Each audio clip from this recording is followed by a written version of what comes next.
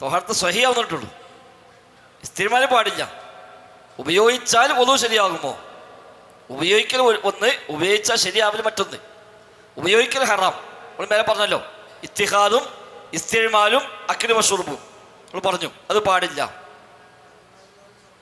ആ ഏതേ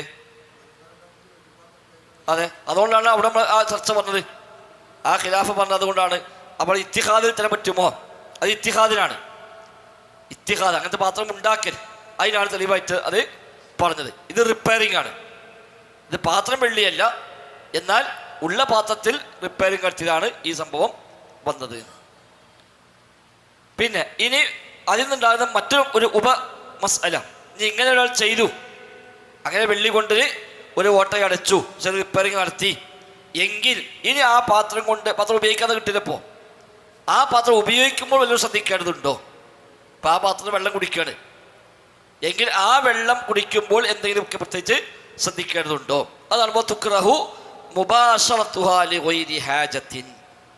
വതുക്റഹു കറാഹത്താണ്, മുബാശറത്തുഹാ ആ വെള്ളി, ആ ഉപയോഗിക്കപ്പെട്ട വെള്ളി അത് നേരെ അതിനോട് ബന്ധപ്പെടൽ, ലിഗൈരി ഹാജത്തിൻ ആവശ്യമൊന്നും ഇല്ലാതെ എന്ന് പറഞ്ഞാൽ ഒരു പാത്രം, ആ പാത്രത്തിലെ ഒരു തെല്ലാണ് പൊട്ടിയത്, അപ്പോൾ അവിടെ വെള്ളി കൊണ്ട് അത് അടച്ചു എങ്കിൽ വെള്ളം കുടിക്കുമ്പോൾ ആ ഭാഗം കൊണ്ട് കുടിക്കാൻ പറ്റുമോ?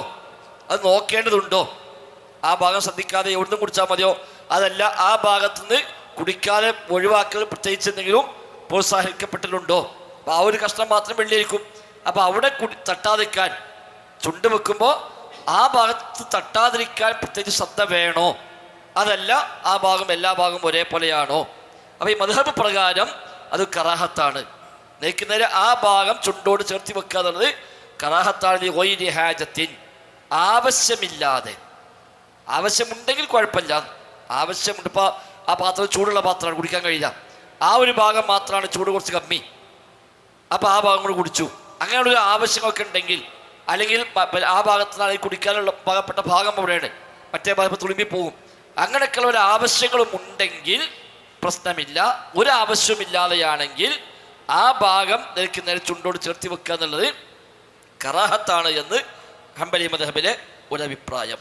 അതൊന്നും ഒരു ഇത്തിഫാഖുള്ള അഭിപ്രായമൊന്നുമല്ല. മാത്രമല്ല ഇവിടെ കറാഹത്ത് എന്ന് പറഞ്ഞാൽ നമ്മുടെ ഫിഖിൽ ഇവിടെ കറാഹത്താണ്, ചെയ്താൽ കുറ്റമില്ല, എന്നാൽ ഒഴിവാക്കിയാൽ കൂലിയുണ്ട് എന്ന് പറഞ്ഞ കറാഹത്താണ് ഇവിടെ.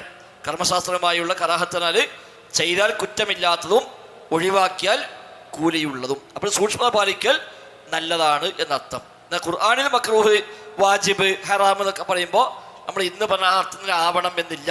അതാവാം, ആവാതിരിക്കാം. ഖുർആൻ ചിലപ്പോൾ ഹറാം ഉപയോഗിക്കും, അതിപ്പോൾ ഈ ഫിഖിൽ പറഞ്ഞാൽ അതേ ഹറാം തന്നെ ആവണമെന്നില്ല. ചിലപ്പോൾ വാജിബ് എന്ന് ഉപയോഗിക്കും ഖുർആൻ ഹദീസിലൊക്കെ.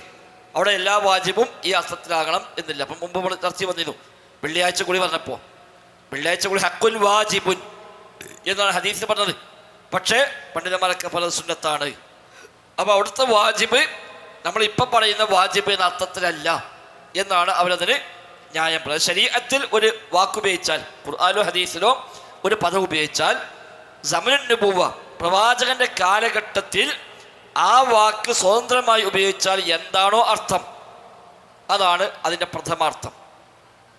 ഖുർആനിലും ഹദീസിലും ഒരു പദം വന്നാൽ ആ പദം നബിതങ്ങളുടെ കാലത്ത് ഉപയോഗിക്കുമ്പോൾ എന്താണോ ആദ്യം അത് കേൾക്കുന്ന ആൾക്ക് മനസ്സിലാവുക, ആ അർത്ഥമാണ് നാം അതിൽ കൽപ്പിക്കേണ്ടത്.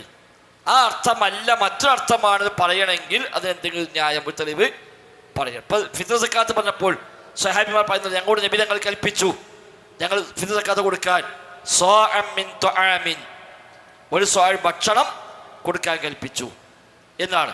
സ്വാഅൻ മിൻ തുആമിൻ. അപ്പം തുആം എന്ന് പറഞ്ഞാൽ ഭക്ഷണം എന്നാണ്. ഏത് ഭക്ഷണത്തിനും തുആം എന്ന് പറയാം. അപ്പോൾ സ്വഹാബിയോട് ഉപയോഗിച്ച വാക്ക് തുആം എന്നാണ്. അപ്പോൾ ആ തുആം എന്ന പദം ഹദീസ് കണ്ടിട്ട് തുആം കൊടുക്കാനല്ലേ പറഞ്ഞത്.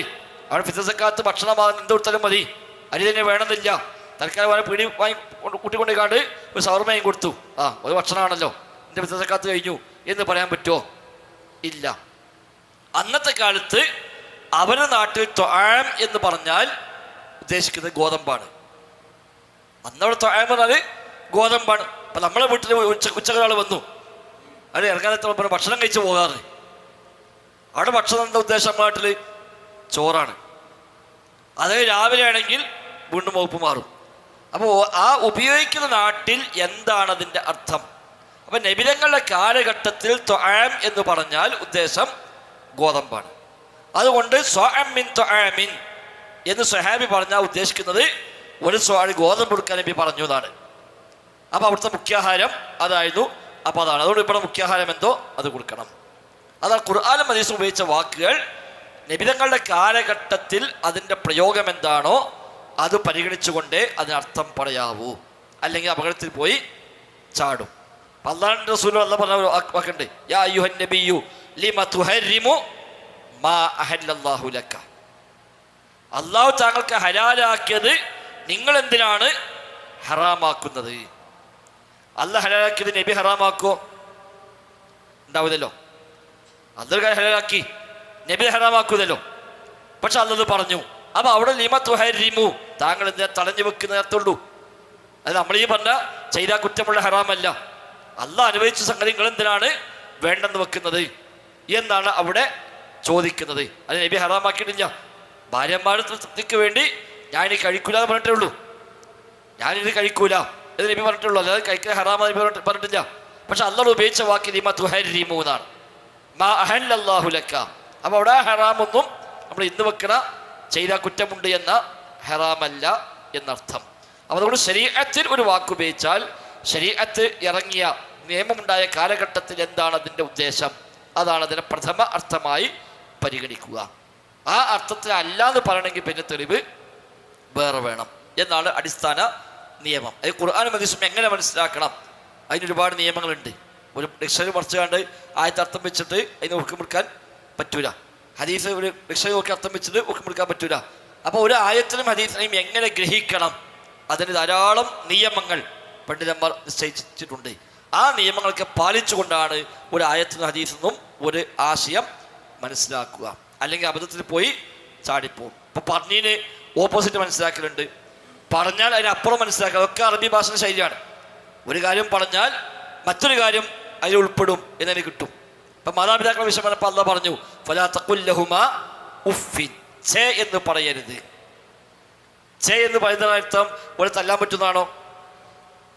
ഛേ എന്ന് പറയുന്നതല്ലേ ഉള്ളൂ, അത് ഞാൻ പറയണില്ല. ബാക്കിയൊക്കെ പറയാം എന്ന് പറയുന്നല്ലോ.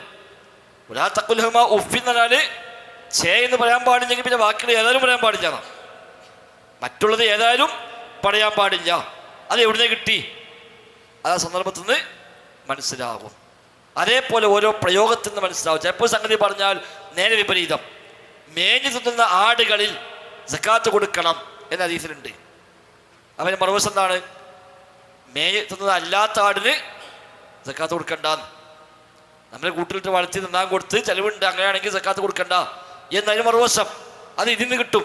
സായിമത്തീൻ എന്ന് പ്രത്യേകം പറഞ്ഞുകൊണ്ട് സായിമത്തല്ലാത്തിന് സക്കാത്ത് വേണ്ട എന്ന് നിൽക്കുന്നതിന് അതിന് മറുവശം മഫ്ഹൂം മുഖാലഫ എന്ന് പറയും. പറഞ്ഞ നേരെ അപ്പുറം മനസ്സിലാക്കുക, അതിന് കിട്ടും. എന്നാൽ അത് എല്ലായിടത്തും കിട്ടുമോ? ഇല്ല, അത് എല്ലായിടത്തും കിട്ടൂല.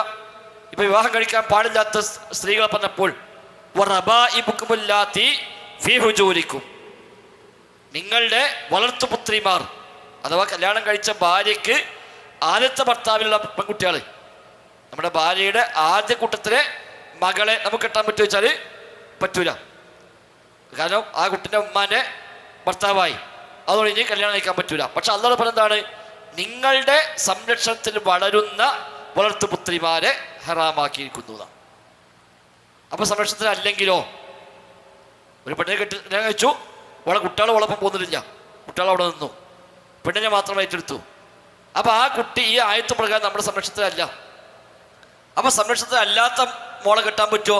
അതും പറ്റൂല, അതും പറ്റൂല. അപ്പൊ അവിടെ നിങ്ങളുടെ സംരക്ഷണത്തിൽ എന്ന് പറഞ്ഞുകൊണ്ട് അല്ലാത്തിന് ബാധകമല്ല എന്ന് വരുന്നില്ല. എന്നാ അപ്പുറത്ത് മേഞ്ഞു തിന്നുന്നത് പറഞ്ഞുകൊണ്ട് മേയാത്തിന് ബാധകമല്ല എന്ന് വരുന്നുണ്ട്. അപ്പൊ എവിടെ വരെ എപ്പോൾ വരും? അതൊക്കെ നിയമങ്ങളുണ്ട്. അതൊന്നും നോക്കാതെ വെറുതെ അർത്ഥം നോക്കി പരിഭാഷ നോക്കി ഖുർആൻ ആയത്തുണ്ട്, ബുഖാരി ഹദീസുണ്ട് എന്ന് പറഞ്ഞിട്ട് മാത്രം ഒരു വിഷയത്തിൽ അതാണ് ഇസ്ലാമിന്റെ നിയമം എന്ന് പറയാൻ നമുക്ക് പാടില്ല. അത് എല്ലാ വിഷയത്തേക്കും വരും. അപ്പൊ അതാണ് ഇവിടെയും. അപ്പൊ ഇവിടെ ഉണ്ടാവും സ്വഹീഹ് ഹദീസിന്റെ അർത്ഥത്തിൽ വ്യത്യാസം ഉണ്ടാവില്ല. സ്വഹീഹ് ഹദീസ് വന്നു, അർത്ഥം വ്യക്തമാണ്. പക്ഷെ അതാണോ അതിന് നിയമം, അത് പറയാൻ പറ്റില്ല. ചിലപ്പോൾ അതിന് ശേഷം മറ്റൊരു ഹദീസ് വന്നിട്ടുണ്ടാവും. ഈ ഹദീസ് നബി ആദ്യ കാലത്ത് പറഞ്ഞതാണ്. പിന്നീട് ഒരു പക്ഷേ വഴി വേറെ വന്നു, പുതിയ നിയമം വന്നു, അപ്പോൾ ഈ നിയമം മാറിയിട്ടുണ്ടാവും. അപ്പോൾ ഈ ഹദീസ് മാത്രം നോക്കി അർത്ഥം നോക്കിയിട്ട് അത് പ്രകാരം അമൽ ചെയ്താലോ? അതല്ല അമൽ ചെയ്യേണ്ടത്. അതല്ലെങ്കിൽ അത് സ്പെഷ്യൽ കേസായിരിക്കും. ഒരു പ്രത്യേക സന്ദർഭത്തിൽ ഒരു പ്രത്യേക വ്യക്തിക്ക് മാത്രം നബി കൊടുത്ത ഇളവായിരിക്കാം ഒരു പക്ഷേ.